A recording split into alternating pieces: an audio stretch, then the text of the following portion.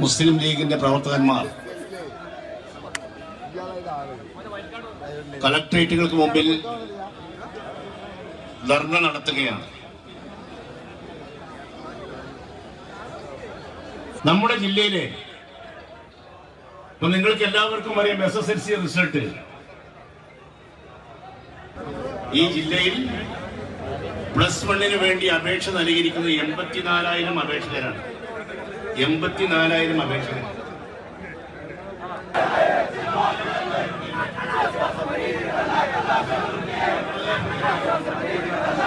ഹമീദ് സ്വാഗതം ചെയ്ത സമുന്നതരായ നേതാക്കളെ, അതുപോലെ തന്നെ ഇതിൽ സംബന്ധിക്കുന്ന മുസ്ലിം ലീഗിന്റെ, മുസ്ലിം യൂത്ത് ലീഗിന്റെ, MSFന്റെ ഒക്കെ ഉള്ള പ്രവർത്തകന്മാരെ, സഹോദരന്മാരെ, സ്വാഗത പ്രസംഗത്തിൽ സംക്ഷിപ്തമായി പറഞ്ഞു കഴിഞ്ഞു. നമ്മൾ ഈ വിഷയത്തില് ഒരു പരിഹാരമാണ് തേടുന്നത്. ആർക്കും തന്നെ കേരളത്തില് യാതൊരു സംശയവുമില്ല, ഈ പറഞ്ഞ കുറെ ജില്ലകളിൽ, പ്രത്യേകിച്ച് ഇടുക്കിക്കിപ്പുറം പാലക്കാട് തുടങ്ങി ഒരുപാട് ജില്ലകളുണ്ട്. ഇടുക്കിയിലുണ്ട്, അതുപോലെ തന്നെ പാലക്കാടുണ്ട്, തുടങ്ങി കേരളത്തിന്റെ ഈ ഭാഗങ്ങളിൽ ഉള്ള ജില്ലകളില് സീറ്റുകളുടെ എണ്ണത്തിൽ വലിയ കുറവുണ്ട് എന്നുള്ള കാര്യത്തിൽ യാതൊരു സംശയവും ആർക്കും ഇല്ല. വാർത്താമാധ്യമങ്ങൾ തന്നെ അതിന്റെ കണക്കുകൾ എടുത്ത് അടിക്കടി പ്രസിദ്ധീകരിച്ചുകൊണ്ടിരിക്കുകയാണ്.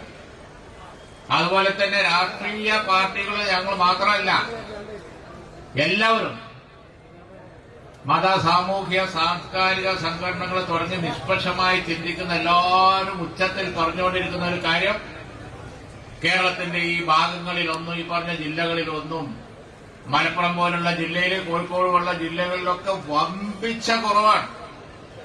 പാസ്സാകുന്ന കുട്ടികൾക്ക്, ഒരുപാട് കുട്ടികൾക്ക് മാർക്കുണ്ടായാലും അവർക്ക് പറ്റുന്ന സ്ഥലത്ത് പഠിക്കാൻ ഒക്കൂല. അപ്പൊ ഗവൺമെന്റ് ചെയ്യുന്ന എന്താന്ന് വിചാരിച്ചാൽ സീറ്റുണ്ട് എന്നും പറഞ്ഞ് എയ്ഡഡ്, അൺഎയ്ഡഡ്, അതുപോലെ തന്നെ മറ്റുള്ളത് ഡിപ്ലോമ, അതുപോലെ പല ഭാരതത്തിന് സെറ്റ് ഒട്ടാകെ കൊടുക്കേണ്ട, നിർബന്ധമായി കൊടുക്കേണ്ട, മെറിറ്റ് കൊടുക്കേണ്ട, എല്ലാം കൂടി ഒരു കണക്കെടുത്തിട്ട് പബ്ലിഷ് ചെയ്ത് ആളെ ഫൂളാക്കണ പരിപാടിയാണ്. അങ്ങനെ ആളെ ഫൂളാക്കാൻ നോക്കേണ്ട കാര്യമില്ല എന്നുള്ളതാണ് ഇന്നിവിടെ ജനസഞ്ചയം പ്രഖ്യാപിക്കുന്നത്. ഇവിടെയൊക്കെയുള്ള കുട്ടികൾ, അവിടെയൊക്കെ കേരളത്തിൽ എല്ലായിടത്തും ഒരേപോലെ ആവണ്ടേ? ചില ജില്ലകളിൽ ഒരുപാട് സീറ്റുകളുണ്ട്, ഇഷ്ടമുള്ളിടത്ത് പഠിക്കാം.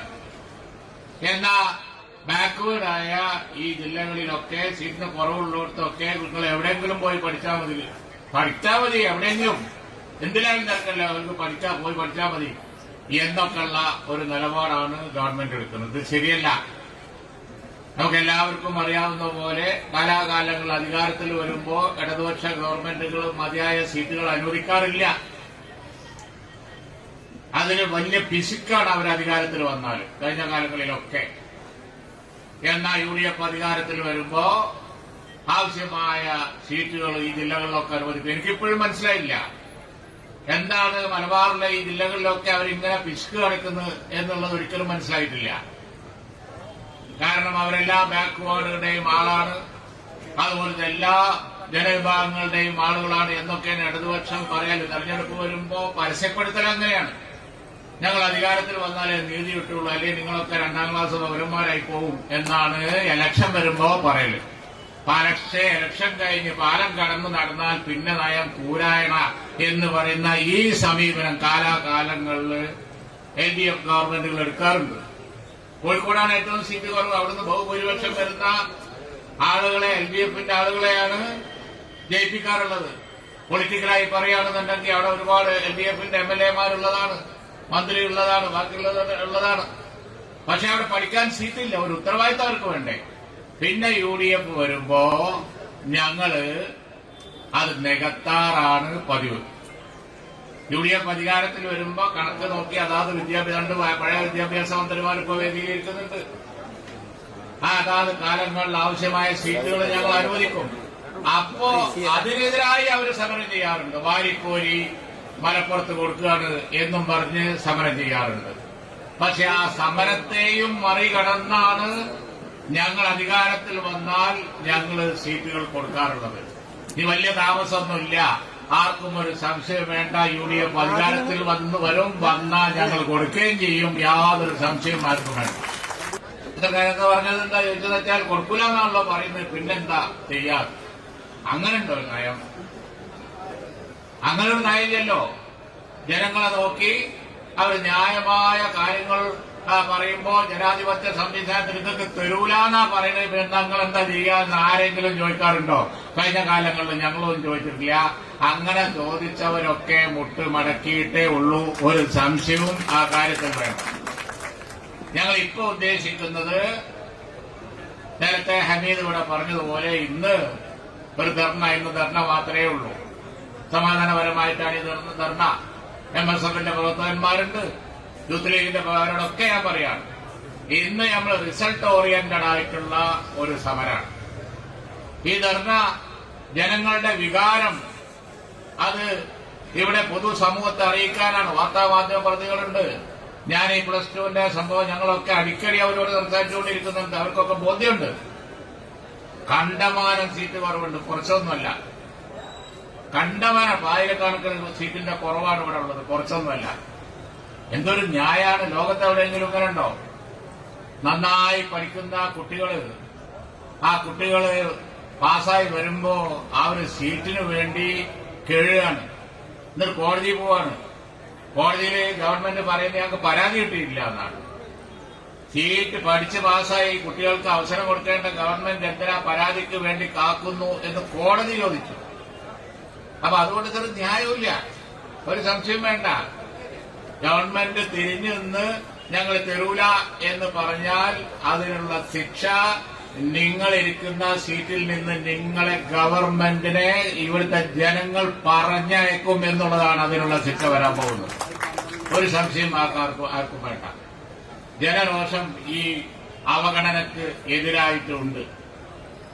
മലപ്പുറം ജില്ലയിൽ, കോഴിക്കോട് ജില്ലയിൽ നമുക്കറിയാം. കോഴിക്കോട് ജില്ലയിൽ നിന്ന് UDFന്റെ ഒരൊറ്റ MLA ഉള്ളൂ, ഒരേ ഒരു MLA ഉള്ളൂ. ബാക്കിയൊക്കെ ഇടതുപക്ഷ MLAമാരിരിക്കുന്ന ജില്ലയാണ് കോഴിക്കോട് ജില്ല. അവിടെ കുട്ടികൾക്ക് പഠിക്കാൻ സീറ്റില്ല എങ്കിൽ സീറ്റ് ഉണ്ടാക്കി കൊടുക്കണ്ടേ? ഞങ്ങൾ പറയുമ്പോ മലപ്പുറത്തെ കാര്യം പറയാണ് എന്ന് പറഞ്ഞാൽ മതിയോ? ഇത് മലപ്പുറത്തെ കാര്യമല്ല. ഇത് നാനാ ജാതി മതസ്ഥരായ ഈ നാട്ടിൽ ജീവിക്കുന്ന ഇവിടെയുള്ള രക്ഷിതാക്കളുടെ, വിദ്യാർത്ഥികളുടെ അവരുടെ ശബ്ദമാണ് ഞങ്ങൾ ഇന്നിവിടെ ഈ പ്രക്ഷോഭത്തിലൂടെ പ്രകടമാക്കുന്നത്. അവിടെ ഇതിന്റെ ഒരു ഗൗരവം ഉൾക്കൊള്ളണം. അവഗണന നേരത്തെ ഹമീദ് പറഞ്ഞതുപോലെ എല്ലാ കാര്യങ്ങളെ കുറിച്ചുമുണ്ട്. ഒരുപാട് അവഗണനകളുണ്ട്. പല പദ്ധതികളെ കുറിച്ചുണ്ട്, പഞ്ചായത്തുകളോടുണ്ട്, ഒക്കെ ഉണ്ട്. പക്ഷേ അതൊക്കെ സഹിക്കാൻ കുട്ടികള്, വിദ്യാർത്ഥിനികൾ അവരുടെ കാര്യം കഷ്ടാണ്. ഗവൺമെന്റ് കണ്ടു തുറക്കുന്നതിൽ രാഷ്ട്രീയമായ സമീപനം എടുക്കരുത്. കാരണം അവർക്ക് അവസരം പോയാൽ പിന്നെ പോയതാണ്. അവരുടെ ഭാവി ഇരുളടഞ്ഞതാവും. അതുകൊണ്ട് ഇന്നലെ ഞങ്ങളോട് പത്രക്കാർ ചോദിച്ചപ്പോൾ ഞങ്ങൾ പറഞ്ഞു, ഗവൺമെന്റ് തിരുത്തും എന്നാണ് ഞങ്ങളുടെ പ്രതീക്ഷ. ഇതിന് വാശിപ്പുറത്തല്ല ഞങ്ങൾ സംസാരിക്കുന്നത്, രാഷ്ട്രീയമായിട്ടല്ല. പക്ഷേ കുട്ടികളുടെ പ്രശ്നം ഗവൺമെന്റ് പരിഹരിച്ചു കൊടുക്കണം. പക്ഷേ അനങ്ങാപ്പാറ നയമെടുത്താൽ ജനങ്ങളുടെ ഈ ജനരോഷം ഞങ്ങളുടെ പോലും നിയന്ത്രണത്തിൽ നിൽക്കൂല എന്ന് പറയാതിരിക്കാൻ യാതൊരു നിർവാഹവും. അത്ര ഗൗരവമുള്ള പ്രശ്നമാണിത്. നേരം പുലർന്നാൽ എവിടെയാണ് സീറ്റ് എന്നും നോക്കി വിദ്യാർത്ഥിനികള് നെട്ടോട്ടം ഓടുക. ജനപ്രതിനിധികളുടെ മുമ്പിൽ ഓരോ ദിവസം വന്നുകൊണ്ടിരിക്കുന്ന ആളുകൾ, അതും പലരും സാമ്പത്തികമായി വളരെ ഞെരുക്കമുള്ള കുട്ടികൾ. അവരെവിടെ പോയി പഠിക്കാനാണ്? പാവപ്പെട്ട കുട്ടികൾ. അവിടെ ഗവൺമെന്റ് ഈ അനങ്ങാപ്പാറ നയം അവസാനിപ്പിച്ച് ഈ പിന്നോക്ക ജില്ലകളിൽ പാലക്കാട് തുടങ്ങി ഇങ്ങോട്ട് കാസർഗോഡ് വരെയുള്ള ജില്ലകളിൽ, ഇടുക്കിയിലും കുറവുണ്ട്. ഞങ്ങളൊരു പ്രദേശത്തിന്റെയോ അല്ലെങ്കിൽ വിഭാഗീയമായോ പറയല്ല. ഈ ജില്ലകളിലൊക്കെ മതിയായ സീറ്റുകൾ അനുവദിക്കണം. നിങ്ങളൊക്കെ ഭരണത്തിലുണ്ടായിരുന്നില്ലേ, അന്നെന്തേ അനുവദിക്കാഞ്ഞ് എന്ന് എതിര് പറഞ്ഞിട്ട് കാര്യമില്ല. അന്ന് ഞങ്ങൾ വാരിപ്പോയി കൊടുത്തതാണ്, ഞങ്ങൾ കൊടുക്കുന്നതിന് എതിരായി സമരം ചെയ്യുകയായിരുന്നു. എന്നിട്ടും ഞങ്ങളുടെ ആ ബുദ്ധിമുട്ടുകളൊക്കെ മറികടന്ന് ഞങ്ങൾ കൊടുത്തിട്ടുണ്ട് അതാത് കാലം. പക്ഷെ ആവശ്യം എപ്പോഴും അടിക്കടി വന്നുകൊണ്ടിരിക്കുന്നതാണ്, എല്ലാ സമയത്തും ഇൻക്രീസ് ചെയ്ത് വളർന്നുകൊണ്ടിരിക്കുന്നതാണ്. നാളെ ഇവിടെ അമീർ സൂചിപ്പിച്ചതുപോലെ ഞങ്ങൾ MLA-മാരും ആളുകളൊക്കെ ചെന്ന് മുഖ്യമന്ത്രിയെ കാണുന്നുണ്ട്, അതുപോലെ തന്നെ ഗവൺമെന്റിലെ മറ്റാളുകളോട് സംസാരിക്കുന്നുണ്ട്. ഇത് തിരുത്തണം, തിരുത്തി പുതുതായി കുട്ടികൾക്ക് അവസരം ഒരുക്കുന്ന നടപടികൾ ഉണ്ടാവണം എന്നാണ് ഈ സന്ദർഭത്തിൽ പറയാനുള്ളത്. വളരെ സമാധാനപരമായ ഒരു പ്രക്ഷോഭവും അതിനെ തുടർന്ന് സർക്കാരിൽ കാര്യങ്ങൾ പറഞ്ഞ് ബോധ്യപ്പെടുത്തലും ഒരു തിരുത്തും അതാണ് നമ്മൾ പ്രതീക്ഷിക്കുന്നത്. ഈ കാര്യത്തിൽ ഈ പ്രക്ഷോഭത്തിന്റെ ജനരോഷത്തിന്റെ ഫലമായി നമ്മൾ പ്രതീക്ഷിക്കുന്നത് ബാച്ചുകളും മറ്റും അനുവദിച്ച് കുട്ടികളുടെ ഈ പ്രശ്നങ്ങൾക്ക് പരിഹാരമുണ്ടാക്കുക എന്നുള്ളതാണ്. അതുകൊണ്ട് തന്നെ ആ കാര്യത്തിൽ അടിയന്തരമായി ഗവൺമെന്റ് അതിന് നയം തിരുത്തി ആവശ്യമായ സീറ്റുകളില്ലാത്ത സ്ഥലത്ത് സീറ്റുകൾ അനുവദിക്കണം എന്നാണ് പറയാനുള്ളത്. മറ്റു ഇവിടെ നമ്മൾ മുസ്ലിം ലീഗ് ഈ പ്രാവശ്യം വളരെ സമാധാനപരമായി ആദ്യത്തെ പറഞ്ഞത് ആദ്യത്തെ ഒരു സൂചന അതിന് ഫലമായി ഗവൺമെന്റ് തിരുത്തും എന്നാണ് നമ്മൾ പ്രതീക്ഷിക്കുന്നത്. അതുകൊണ്ട് തന്നെ ഇതൊരു മാർച്ചല്ല, വഴി തടയലല്ല, മറ്റു കാര്യങ്ങളൊന്നുമില്ല. ഈ ധർണയുടെ ഫലമായി ഇതിനെ തുടർന്ന് ഞങ്ങൾ നടത്തുന്ന നിവേദനത്തിന്റെ ഫലമായി തിരുത്തി ഇവിടെ ആവശ്യമായ ബാച്ചുകൾ അനുവദിക്കണം എന്നുള്ള ശക്തമായ ഡിമാൻഡ് ഈ ജനങ്ങൾക്ക് വേണ്ടി ഞാനിവിടെ ഉയർത്തുകയാണ്. അതിനെല്ലാവരും സപ്പോർട്ട് ചെയ്യുന്നു. അതിനെ തുടർന്ന് ഗവൺമെന്റ് തിരുത്തും എന്ന് പറയുകയാണ്. എല്ലാവർക്കും നന്ദി. ഉദ്ഘാടനം ചെയ്യുന്നു.